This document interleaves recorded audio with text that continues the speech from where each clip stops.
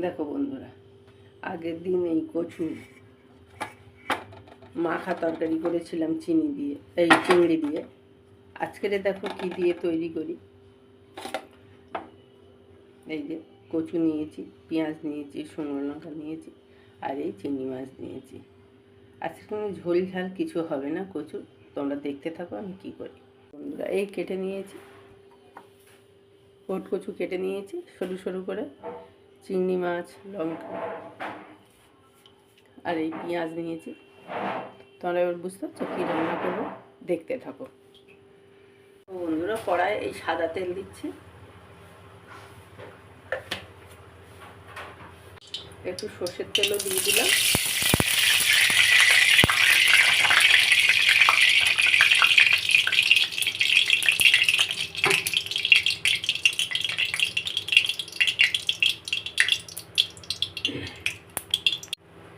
কড়াই তেল দিয়েছি, তেল গরম হয়ে গেছে, কটা শুকনো লঙ্কা দিলাম,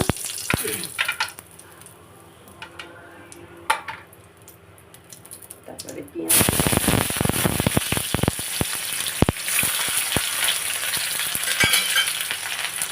তারপরে চিংড়ি মাছ দিলাম,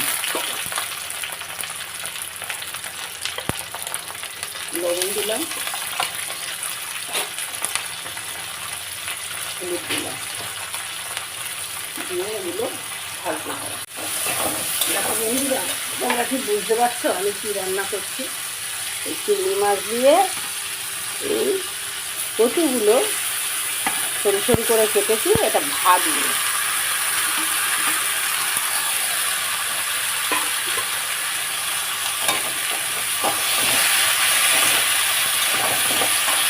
একটু শুকনো লঙ্কার গুঁড়োও দিয়ে দিলাম, দিলে একটু ঝালটা হবে ভালো, একটু ঝাল ঝাল হলে বেশি ভালো লাগবে খেতে।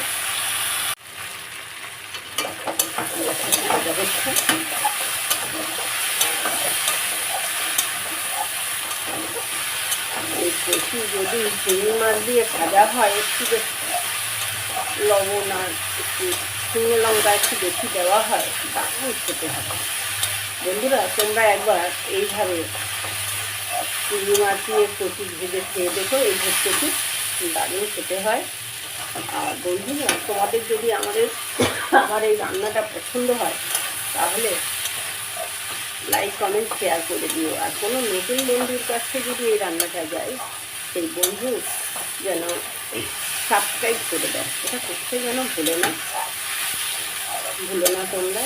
দেখতে পাবো এই রান্নাটা আমি কীভাবে করি আর কত সুন্দর লাগে খেতে। এই তরকারিটা দারুণ খেতে লাগে। দেখো বন্ধুরা,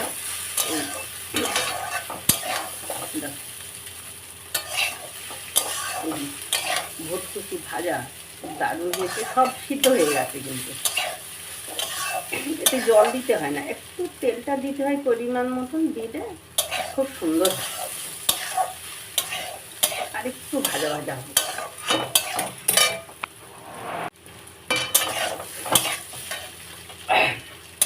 দেখো, আর একটু ভাজবো,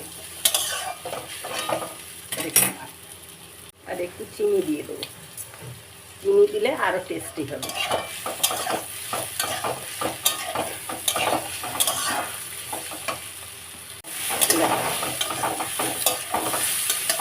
ভাজাটা কিন্তু খুব সুন্দর হয়েছে।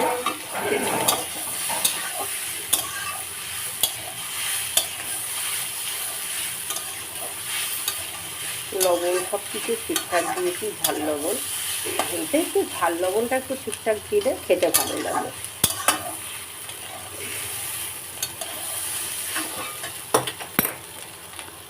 দেখো, গ্যাস অফ করে দিয়েছি, এবারে এটা নামিয়ে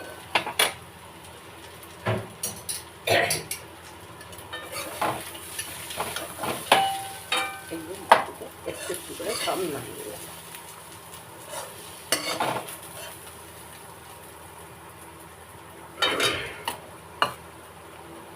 দেখো বন্ধুরা, কি দারুণ হয়েছে।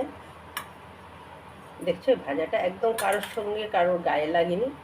কচু ভাজাটা কি হয়েছে, মান কচু ভাজা কারোর সঙ্গে কারোর গায়ে, তাই দেখো কি সুন্দর ভাজা হয়েছে, ঝরঝরে।